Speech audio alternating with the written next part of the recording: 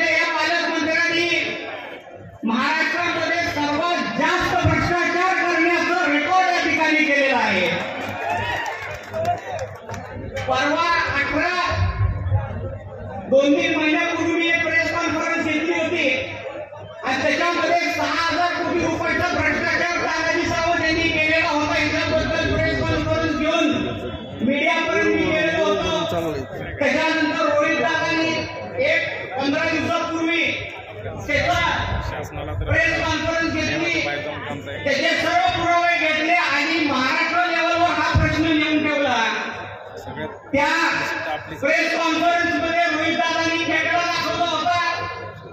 त्या खेकड्याला छळ झाला म्हणून रोहित दादावर कारवाई करण्याची मागणी झाली, परंतु हा चालता बोलता खेकडा अख्ख्या महाराष्ट्राला भ्रष्टाचारी करतोय, महाराष्ट्राच्या लोकांचा छळ करतोय, त्याच्यावर कसलीही कारवाई झालेली नाही।